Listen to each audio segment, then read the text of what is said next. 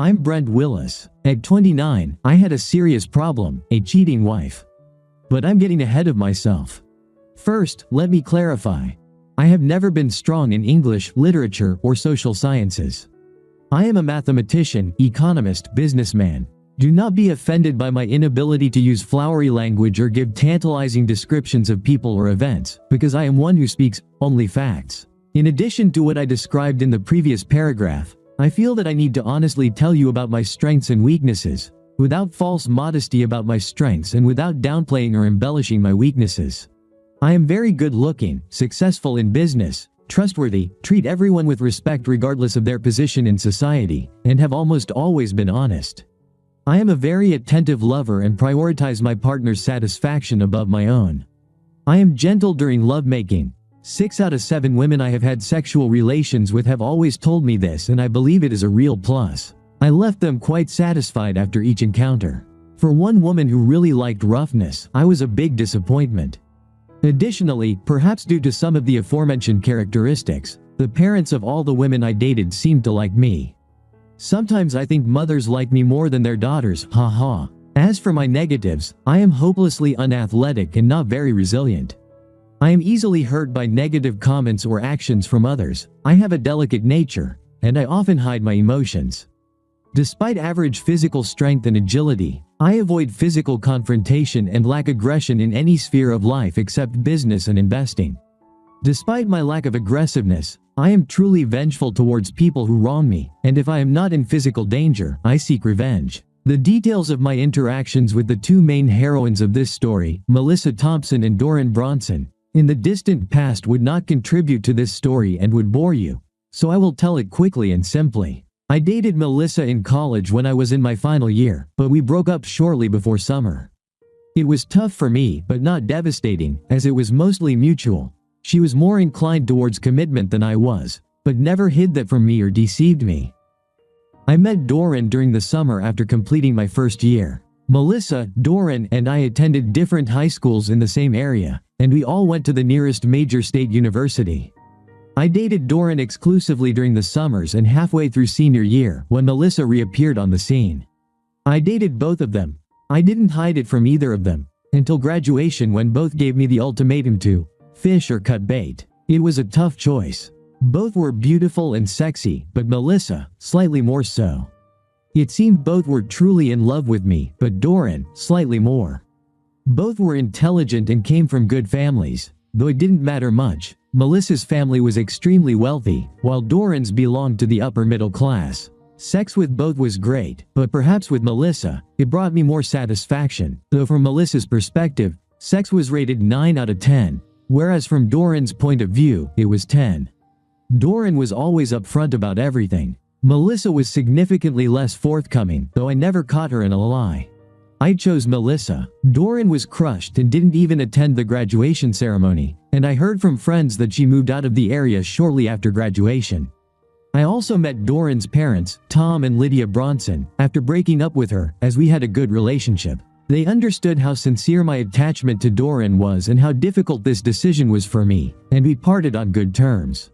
Melissa and I got married 6 months after graduation and lived in the same Capital District where we grew up, in an apartment bought by her parents, Jack and Carolyn Thompson, as a wedding gift. Melissa's parents really liked me, even more than the parents of most other women I dated. Melissa's mother, Carolyn, always warmly welcomed me and boasted about me to her friends. Jack, Melissa's father, not only liked me but was also very impressed with my business acumen. He wanted me to join one of his companies, but I told him I wanted to keep my business life separate from his and go my own way. I never wanted anyone to assume that I got promoted or assigned duties just because I was a son-in-law. Although I never worked for him, after 2 years of marriage to his daughter, Jack insisted I be named trustee of Melissa's trust fund, somewhere around $15 million, because she had absolutely no business sense. The trust fund money was supposed to transfer to her once she turned 30, but I was in charge of every part of it, except for some preferred shares in one of Jack's companies worth about $3 million, which couldn't be touched until Melissa turned 32, and even then, there were restrictions. Married life benefited me, despite learning something about Melissa that I never noticed during our courtship, which is not surprising considering my lack of insight. She was more materialistic and cared much more about her status in society than I assumed before marriage. Actually, how rich, successful, and high society people treated her in our metropolis was one of the most important things in her life. Despite revelations about Melissa that caused some concern, I was happy in our marriage.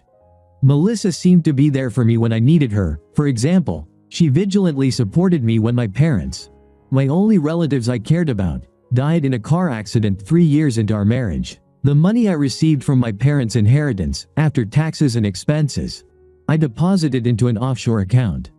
I never told Melissa about it, and she never asked. We didn't need the money to lead the lifestyle we wanted, but it was a significant amount, around $1 million. I intended to tell her about transferring it to an offshore account, but I never mustered the courage. Maybe for some Freudian reason I didn't do it, I really don't know. When Melissa and I turned 29, our birthdays were only 3 days apart. We decided that she would stop taking birth control pills, and we would start a family, something we had always agreed upon since we got engaged. Even with my usual lack of attentiveness, it seemed to me that when she stopped taking the pills, her libido increased. Her libido had always been what I considered normal, given my experience with 6 other women I had sexual relationships with before marriage, so we usually had very good sex 3 to 4 times a week. After she stopped taking the pills, it seemed like she became more sexually aggressive and energetic during sex, and the frequency of our encounters increased to 5 or 6 times a week. Despite her stopping the pills, she didn't get pregnant right away. We both understood that it would likely take a couple of months before she got pregnant, so it didn't scare either of us. As I mentioned earlier, I treat everyone with respect, which made me popular among the staff of the country club to which Melissa, Jack, Carolyn, and I belonged. Actually, I didn't often play golf or tennis because I simply lacked the necessary hand-eye coordination, but I enjoyed having lunch there, swimming, and playing cards. Some staff members liked and trusted me so much that they came to me with business problems, and I always did my best to help them. Perhaps the friendliest staff member I befriended was Jasper, the head waiter at the golf grill. One Saturday morning at the club, following our standard procedure, Melissa went for a golf lesson while I intended to swim and relax by the pool, as the work week had been particularly intense. I lingered, chatting with a few people, and as I approached the locker room, Jasper approached me with a very concerned look on his face. "Brent," he said. I insisted that all the staff call me by my name, although Melissa wanted them to call her Mrs. Willis. "Can I have a moment with you?" "Of course," I replied, expecting him to talk about some financial problems he was having. Jasper led me to a secluded corner. Tears welled up in his eyes, and when I asked in concern what happened, he blurted out, "I hate to tell you this, Brent, but your wife is cheating on you, right now as we speak." "What?" I asked in horror. I suspected it for 2 weeks, but today I confirmed it. "She's with Jeremy, the professional golfer's assistant, in massage room A. Apparently, the lock on the door is broken, but they don't know it. I accidentally opened the door and saw them, although they didn't see me. Go see for yourself right now." I'm sure the color drained from my face, and I nearly fell to my knees. I had to hold onto the back of the chair for a few seconds to regain my balance. Not being one for confrontation, I wouldn't challenge Melissa for anything if I caught them, but I had to know. I quickly made my way to massage room A, which had a sign on the door that read, "Do not disturb." I cracked it open. The lock didn't work, just as Jasper said. Melissa was on all fours on the massage table. She was moaning harder. Before closing the door, I noticed he was wearing a condom, but then my vision quickly blurred. Closing the door behind me, I collapsed to the floor. My head was in turmoil. To say I was devastated would be an understatement for the entire decade. Finally, I came to enough to realize I needed to get out of there. Hurrying out of the building, I passed Jasper and managed to say, "Thank you for telling me, but please, don't tell anyone else under any circumstances," before tears welled up in my eyes. Jasper replied with genuine concern in his voice, "I understand. I'm sorry. I was driving in the fog until I stumbled upon an open bar." It was a relatively upscale bar in a pleasant part of town. Actually, it was in the suburbs near where Doran's parents lived, next to several restaurants and clubs. I hardly ever drank hard liquor and rarely had more than 2 glasses of wine a day, if at all. I was completely drunk, sitting alone at a table in the corner of the bar. By the time I stumbled out of the bar, it was already dark, and I was completely drunk. My plan was to get into the car without fastening my seatbelt, crash into a brick wall, and die. Obviously, I didn't account for the airbag. The last thing I remember is falling. I only know what happened in the next 12 hours from other people's accounts. I woke up in an unfamiliar setting. It was like a guest room in a dormitory. I was dressed in the same clothes I left the country club in. My head was pounding, and overall, I felt terrible. Unfortunately, I hadn't forgotten the reason for my discomfort, so emotionally I felt worse than physically. I slowly exited the room I was in, found the bathroom, relieved myself, and looked in the mirror. I looked as bad as I felt, including a large bump and scratches on my head. I thought I recognized the corridor on the second floor where I was, but couldn't recall how I got there. I heard the sounds of cooking and people chatting downstairs, so I stumbled down the stairs. I was shocked to see Doran's parents, Tom and Lydia Bronson, in the kitchen. "Well, Brent, glad to see you're alive," said Tom, looking at me over his reading glasses and setting aside the newspaper. "Hi, Brent, breakfast will be ready soon," chirped Lydia, standing by the stove. "Tom, Lydia. I have no idea how I got here," I mumbled. "Take a seat, Brent," said Tom, getting up and helping me onto one of the kitchen chairs, "and I'll tell you the story." "Thank you, because I don't remember anything after leaving the bar, presumably last night, and trying to find my car," I muttered. Tom continued to narrate my story, with Lydia occasionally interjecting comments. In short, Tom and Lydia were planning to meet friends at a restaurant about a block from the bar I left. As they were walking to the restaurant, they saw a guy fall and hit his head on the sidewalk and went to help. When they realized it was me, Lydia went to get their friends. They and their friends helped me into the car and brought me to their house, canceling their dinner plans and ordering takeout with their friends. "I'm very, very grateful to you for helping me," I said. "I'm especially thankful to you for bringing me here instead of to a detox center or hospital." As Lydia brought pancakes and juice to the table, she replied, "Considering what you were muttering, we thought it best just to bring you here. Have some food, you need it." "What did I say?" I asked, completely bewildered. "That can wait until the end of breakfast," Lydia replied, serving me a stack of hot pancakes. During breakfast, the three of us talked about many things, but not about last night. Of course, I asked about Doran, and I was told that she had been married for 3 years but was now divorced and back in the neighborhood, living just 15 kilometers away from them. She was a successful entrepreneur. "Is she still as beautiful as she was in college?" I asked wistfully. "You'll have to judge for yourself." "She'll be here soon," Tom replied. "What?" I exclaimed. "She shouldn't see me like this." "She won't mind," Lydia replied casually. "She's eager to see you, especially if what you muttered last night is true." By the time breakfast was finished and I helped clear the table, the three of us moved to their living room. "What did I say last night?" I asked timidly. "There's no point in telling you everything," Tom said thoughtfully. "Let me just focus on the main points, or rather, the lesser-known ones. Your wife, Melissa, was cheating on you. You wouldn't start a family under such circumstances. You drank hard liquor for the first time in 2 years to drown your sorrows, and you were planning to end your life. Does that sum it up?" "Close enough," Lydia replied, looking puzzled. I covered my face with my hands. After about a minute, I lifted my head. "I'm very, very sorry to burden you with my problems," I said, barely holding back tears. "I really don't know what I'm going to do, but I probably would have ended my life last night if I had been able to reach my car. I think you both know how emotional I am," I continued, choking up. "Sensitivity is a quality I've always admired in you, Brent, but perhaps you're too sensitive for your own good," Lydia said, approaching me and taking my hand. After we talked in general terms for a few more minutes, the front door opened and Doran walked in. Except for a streak of gray in her hair, Doran looked almost the same as the last time I saw her 8 years ago. If anything, she looked slightly better. I was very nervous about how she would react to me. I received the most pleasant surprise of my life. "Hi, Brent," she said with such a joyful voice that it seemed as if my breakup with her 8 years ago had never happened. "You look awful," she giggled, "but I still need your hugs." She reached out her arms, and I took them. She lifted me from the couch and hugged me tightly. After a few seconds of foreboding, I hugged her back, then began to sob. Lydia lightened the mood. "I think you two have some catching up to do. Tom and I are going shopping at the mall and will be back in 2 hours, Lydia said, squeezing my shoulder. I seriously doubted that Tom had planned to go shopping on a Sunday morning, but he pretended it was the most fun activity of his life, and off they went. As soon as they left, Doran got down to business. Brent, you know we've always been honest with each other. Are there any reasons why that should change now? After a short pause, looking into Doran's beautiful brown eyes, I hesitantly said, no. Right now, I really need a friend. Someone I can be honest with. All right, she said with a smile. Let me start. My marriage fell apart because my husband cheated on me.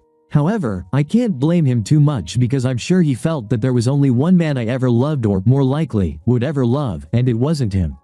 It was you. According to what my parents tell me, I might have a chance to get you back, and if I do, I intend to make the most of it. I don't think I could have been more stunned if I'd been shocked with a taser. I'm sure my mouth was hanging open and my eyes were as wide as baseballs as I seemed to have lost the power of speech for what felt like ages, all the while staring into Doran's eyes as she looked back at me. Finally, she broke the silence. Was that straightforward enough for you? She asked with a wry smile. Yeah, I'd say that was definitely straightforward, I chuckled. Seems like 8 years ago I made the wrong choice, I continued. That's the right attitude. Now let's deal with this, Doran continued with a wide smile. Let's sit at the kitchen table and make notes about how everything will proceed from here. So, we headed to the kitchen. Doran fetched a notepad with a pen from the living room drawer, and he got down to business. Clearly, last night, in my drunken stupor, I was a complete idiot because Doran seemed to know all the important details of my situation. I just clarified a few things for her. In our discussions, I made it clear that I wanted real revenge on Melissa, regardless of what else we did, and I wanted to be as far away from her as possible. By the time Tom and Lydia returned 2 hours later, bringing us and Doran 2 full carafes of coffee, Doran and I had already established the basic principles of our plan of action. As we devised this plan, I constantly reiterated my need for ultimate revenge and the dissolution of the marriage. She told me she'd do whatever it took to help, as long as I stayed with her and the ideas flowed freely. Each of us compiled a list of to-dos, a list of things to avoid, and a list of potential serious mistakes. We promised to meet for lunch every other day to touch base and see how we were progressing with our tasks. In reality, we only needed to trust 2 people, Tom and Lydia. Well, perhaps Jasper too. None of us had any issues trusting Tom and Lydia, and it was an honor for them that we confided in them. We told them exactly as much as was necessary. I figured I could trust Jasper too. The most pressing issue was explaining to Melissa why I had been missing since yesterday noon, which was over 24 hours ago. Since I looked dreadful, including a lump and scratches on my head after passing out on the sidewalk, we were confident it was feasible. Doran drove me to where I had left my car. Luckily, it was intact. I had left my cell phone in the car. I checked the messages on my mobile phone. Among them were 10 from Melissa and 1 from her father, Jack. The first, in chronological order, was from Jasper. Hey, Brent, Jasper wrote. Just thought I'd let you know, I saw Melissa. She asked if I'd seen you. I told her you had an emergency situation and were looking for her everywhere, including the training field, but couldn't find her or Jeremy, so you left, instructing me to tell her you'll get in touch as soon as your emergency is resolved and to take a taxi home. She looked very upset, but she completely bought my story. Good luck, man, and let me know if I can help with anything. The messages from Melissa and Jack were roughly similar, with increasing levels of concern about my whereabouts. Doran and I decided that I would call Melissa, tell her I was attacked and taken to the clinic without any documents. That I'd be home in about an hour. I made the call. Melissa's voice sounded anxious as she picked up, yet relieved. I cut the conversation short. Doran and I kissed, not passionately, but not just as good friends, either. I have to remain faithful to Melissa until our plan is realized, I told Doran. But as soon as it happens, I intend to make love to you until the point of complete exhaustion, she said with a smile. Woe is me, I replied dramatically. The only thing that concerns me is whether you'll be able to behave properly with Melissa to avoid arousing her suspicions, Doran said. That's my biggest concern too, I replied, considering how emotional I am. But you've given me the courage to do this because I know there's a pot of gold at the end of the rainbow. I'll find a way, I said with a determined expression. Doran smiled, we exchanged one more quick kiss, and I left. First to buy Plan B pills and a disposable phone at the pharmacy, and then home.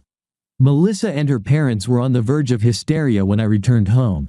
My appearance gave them no reason to doubt my story about the attack, as my head injury was real, my clothes dirty and disheveled, and my hair tangled. I had hidden my wallet in the car and pretended that I needed to get new credit cards and driver's licenses because they were stolen, although thankfully, my car keys weren't there. Having Melissa's parents present helped. Perhaps I wouldn't have been able to handle it without them there, as seeing Melissa made my anger boil, but I remained relatively calm and played the role of a disoriented victim to the end. Considering her actions on Saturday, I was genuinely surprised that Melissa seemed genuinely concerned about me, and there was no doubt she hadn't slept the previous night. She looked almost as bad as I did. Her parents decided to stay overnight. After Melissa and I took a shower and had dinner cooked by her mother, Carolyn, we disconnected again and fell asleep. I felt shivers down my spine when she laid her head on my shoulder, but I managed it, and within a few minutes, I was in an incredible place. Over the next 3 weeks, things mostly went as Doran and I had planned. Doran, like no one I had ever seen, was diligent in fulfilling her tasks. After 2 lunch meetings with her, I had no doubts that I should have married her, not Melissa. All my previous feelings for her returned with renewed strength, and I was struck by her loyalty, competence, and efficiency. There was much to be done, and it was all challenging. Since interacting with Melissa was difficult for me, I wanted to stick to the schedule despite numerous minor setbacks. To avoid arousing suspicion and to satisfy her heightened libido, I even had sex with Melissa 8 times. Each time, I imagined it was Doran, and the morning after each session, I crushed a Plan B pill and added it to the breakfast, which I lovingly prepared for Melissa, watching to ensure she ate it before I left for work. Under no circumstances did I want to have a child with her. It sounds strange, considering how devastated and empty I was when I witnessed Melissa's infidelity, but 3 Saturdays after that terrible event, I hoped Melissa would cheat again.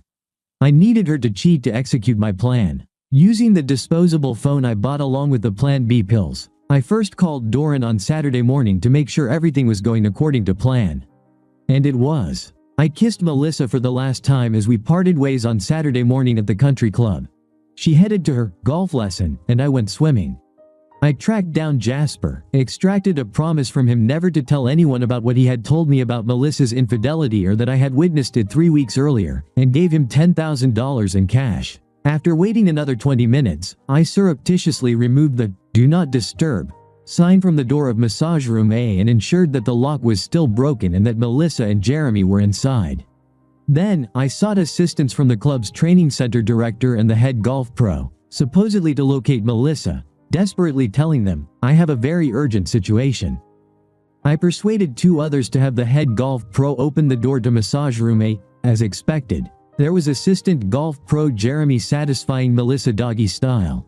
I noticed the condom again. "Thank goodness for small favors," the head golf pro exclaimed. "What the hell?" And the training center director gasped loudly. I shouted, "Melissa!" The couple having sex looked at us with utterly dismayed faces. Melissa screamed. Jeremy tried to pull up his pants, which were down around his ankles. I had a completely crazed expression on my face, which was easy to achieve given the circumstances and, of course, required no action on my part. And then I turned and ran, sobbing. The sobbing was feigned, though inside my heart was bleeding. As I left the training area, I heard the head golf pro yelling at Jeremy. I quickly drove home and left a pre-prepared note with my engagement ring on the kitchen table. I also left my regular mobile phone there, as I didn't want to risk being tracked through it. 2 weeks earlier, I had disabled the location detection devices on both my car and laptop. My laptop and a suitcase with the only things I valued, a few souvenirs from my parents, as well as a few changes of underwear and socks, were already in the trunk of my car. My note read, "I loved you more than life itself. I cannot live with your betrayal. God, save my soul." I don't know how Melissa managed to get home so quickly, but she got there before I left. I would have preferred not to meet her, but everything worked out for the best, as my thirst for revenge was partially satisfied. Melissa was truly panicked. She kept grabbing onto me, and I kept breaking free. She tried to catch my eye, but I avoided it. She yelled things like, "I got too excited when I stopped taking the pills. I have a hormonal imbalance. It was just sex. I always made him use a condom. I need to have a child with you. And what will my parents say if you leave?" The only thing I said in response to all her hysterical tirades was a truly emotional response to the last question. "Tell them you killed our love and me." Tears welled in my eyes as I pushed her away and ran out the door. One part of my revenge required me to act on Monday to ensure everything went smoothly, as most institutions cannot reliably confirm money transfers on weekends.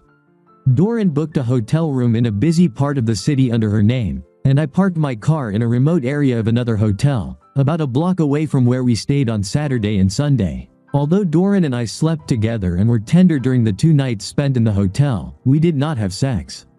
I needed to supposedly die before that could happen, but I knew that once it did, it would be incredibly passionate. According to our plan, I changed my appearance as much as possible given the time allotted.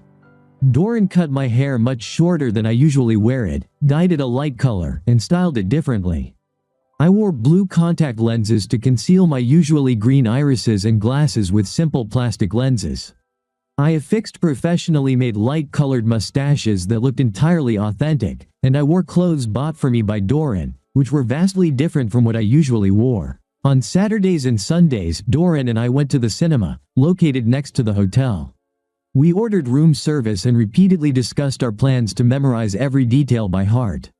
On Monday morning, I executed electronic transfers of assets totaling about $12 million from Melissa's trust fund, which I legally fully controlled, to 6 different charitable organizations. Doran and I had obtained all the necessary transfer information electronically for these organizations. 5 transfers went through, but the 6th did not, and there was no time to try to obtain information about another charitable organization, so we had to settle for 5 transfers. One of the 6 charitable funds had been established by Doran several years ago, and she still exercised operational control over it. After we transferred the money and received confirmation that the transfers had been completed, Doran drove me to my car. That's when a serious glitch occurred in our plans. I underestimated the determination and influence of my father-in-law. Apparently, he had practically all law enforcement officers in the city searching for my car because when we reached it, there was a patrol car parked right next to it, with a police officer inside. We needed my car because it had been specially modified to carry out the main part of our plan. We prepared some plans for unforeseen circumstances, including buying a disguise for Doran and a spare costume for me. Resourceful Doran immediately came up with a solution. She changed clothes, ran up to the patrol car, and desperately told the officer, "There's a guy with a gun in the hotel lobby." The police officer immediately radioed and drove from the remote part of the parking lot, where my car was parked, to the main entrance of the hotel. As soon as he was out of sight, I ran to my car, jumped in, and Doran and I headed for a remote coastal mountain road, where I changed the barrier. As I drove to the location of my suicide, with Doran following closely behind, I pressed a button on my laptop, which sent out all the emails we had carefully written over the past 3 weeks. The emails were set up to be sent every few minutes. It took us about an hour to reach the desired location, and by that time, all the emails had been delivered. Doran did a tremendous job composing the emails, still using some of my witty phrases and other letter quirks, so they seemed to come from me but were much more concise and effective.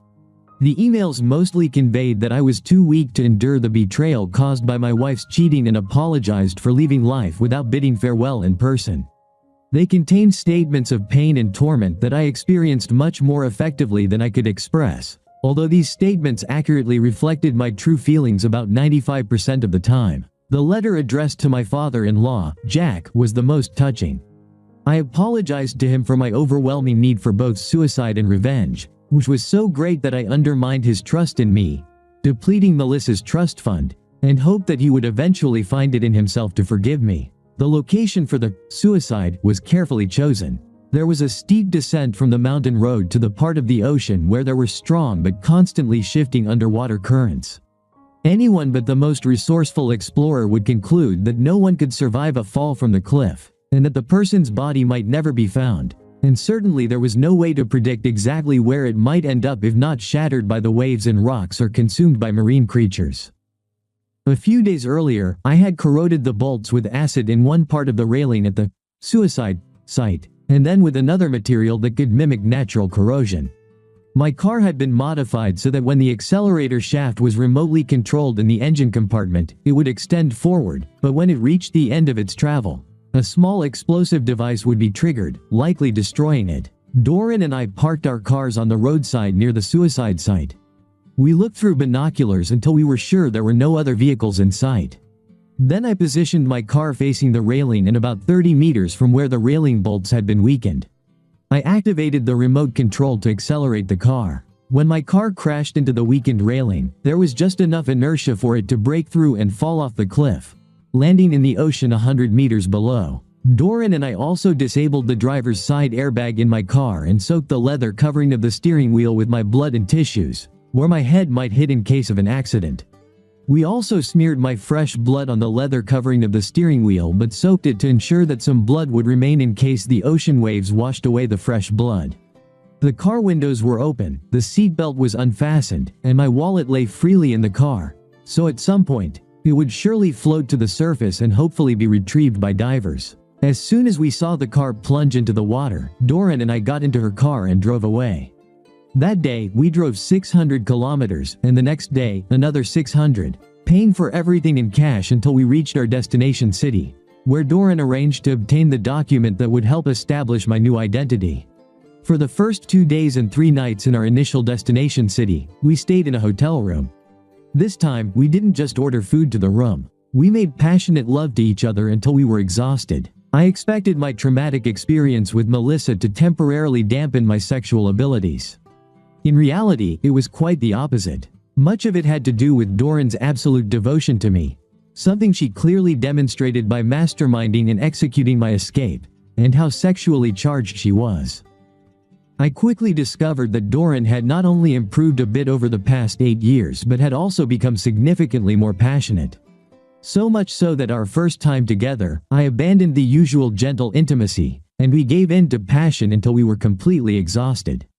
After that, we alternated between tender caresses and wild passion, indulging in carnal pleasures over 2 days and 3 nights more times than I ever thought possible, at least for myself. Before we left our hometown, Doran obtained a certified copy of a birth certificate for a child named Alex Simmons. Alex was born in a rural area with no computer records just a year before me and died shortly after birth. In our initial destination city, using a photo with my new appearance, we acquired a fake Australian passport under the name of Alex Simmons. Doran found out that Australian passports were the easiest to fake, and 2 weeks ago, she found an experienced specialist in our initial destination city. My fake passport was in perfect condition. It even had fake stamps showing trips to Thailand and 2 other Asian countries, a fake stamp indicating entry into the USA a month ago, and a worn appearance. This would readily confirm my story that I was a Native American who had moved to Australia as a child and was now returning. With my new birth certificate and passport in hand, we leisurely drove to our final destination, located on the opposite coast from our hometown. We made it a rule to make love in every state we drove through, even if it was just an hour in a motel. When we arrived at our final destination, we rented an apartment and finally settled on plans to start our new life together. I had already transferred the money I inherited from Brent Willis's offshore account to a new offshore account in the name of Alex Simmons. Using Alex Simmons's birth certificate and Australian passport, I was able to open an account at a US bank and transfer some of the money from the offshore account to it. 6 weeks later, I had a driver's license, credit cards, and all the other usual identity documents. 6 months later, Alex Simmons had an American passport. During our journey, escaping from my former life, we regularly communicated with Doran's parents and also checked online sources for stories about Brent Willis. Things were not going well for Melissa. Within a week after my suicide, my car was lifted from the ocean using a crane barge. Divers found my wallet, and almost everyone I knew was questioned, with my financial documents carefully reviewed. Since 3 weeks before my death, I had received only $30,000 in cash, all from transactions that seemed mostly legitimate, not actual cash transactions, and since there was absolutely no activity in any of my banks, credit cards, or brokerage accounts, it was assumed that I was dead. Soon after, my death was confirmed by forensic examinations of my car. Technical specialists extracted my blood and tissues from the leather steering wheel cover. The clumsy, intentionally clumsy on my part, disabling of the driver's side airbag in my car, as well as my farewell note to Melissa and the suicide emails to all my acquaintances, left no doubt in the public's mind that I had committed suicide. From what I gathered, the public condemnation of Melissa and Jeremy was extremely harsh. Of course, Jeremy promptly lost his job, and everything indicated that the head specialist of the country club would ensure he never got another job related to golf anywhere in the United States. It was reported that he left town a week after he was caught with Melissa. Melissa was ostracized in high society circles. She even endured humiliation when she was expelled from the country club, although undoubtedly she would have resigned voluntarily. Attempts by local reporters to interview her were unsuccessful, and there were no signs that she ever left the premises, which had previously been our apartment. Unfortunately, the implementation of my plan resulted in Jack and Carolyn, Melissa's parents, suffering. I always knew they liked me, but I never suspected they loved me like a son. One quote from Jack, published in the city's major newspaper, brought me to tears. "Our beloved son is dead, betrayed by his wife. Please respect our privacy and allow us to mourn our terrible loss." Doran and I had just started our new life in our apartment when Tom and Lydia informed us that Jack and Carolyn were planning a memorial service for me. Although it took a long time before I was officially declared deceased, there was no one who didn't believe I had committed suicide. Doran decided to attend the service and flew back to our hometown from our new city. When Doran returned, I realized she was hiding something from me about the ceremony. She tried to brush it off lightly, but I wouldn't tolerate it. A couple of days later, when I pressed her, she tearfully told me how awful it was. People I didn't even know seemed to be deeply affected by me. It was a very solemn event. Jack broke down several times, struggling to deliver the eulogy he was supposed to finish for his brother. Carolyn looked devastated and quietly sobbed throughout the service. There was no sign of Melissa. It was reported she was in a psychiatric clinic. Melissa's family not only made no attempts to reclaim the $10 million I sent to charity from Melissa's trust fund, but also donated an additional $2 million, the amount I had intended to send but couldn't, to another charity organization on my behalf. My memorial service took place 4 years ago. I was officially declared deceased 2 years after that. Doran and I got married as soon as Brent Willis was declared dead. Now we are Mr. and Mrs. Simmons. When we got married, we already had a little girl, and now we have a little boy on the way. Doran and I have no money problems. Besides my inheritance, we have money from the sale of Doran's business to her employees and the salary we receive from the charity organization where we work. Since the charity organization Doran founded received a $2 million donation, they have had enough money to hire her as a permanent operations director and me as a financial director and investment consultant. Thanks to philanthropy, we have been able to help hundreds of low-income families and derive immense satisfaction from our work, including through expanding our activities each year. Tom retired, and he and Lydia moved to a town just 20 kilometers from our house to be close to us, especially to their granddaughter and future grandson. I love Doran more than I ever loved Melissa, and she loves me more than she ever loved Melissa. It makes me feel guilty for not choosing her after college. All this turmoil with Melissa and her family could have been avoided. I stopped trying to find out what happened to Melissa, Jack, and Carolyn. The news was never good and only intensified my sense of guilt. The last thing I heard was that Jack and Carolyn established a scholarship in my name at the college attended by Melissa, Doran, and me. Melissa was released from the psychiatric hospital after 6 months of treatment and left. Doran and I couldn't be happier with each other and our life together, except for one thing. We couldn't feel more guilty than we do about how successfully my revenge was carried out. Now we know that even guilty Melissa, let alone innocent Jack and Carolyn, didn't deserve what we did to them. I wish I wasn't such a cowardly shit, didn't confront Melissa and just divorced her. Thank you for being with us and listening until the end. If you found it interesting, please subscribe, give us a like, and leave your comments.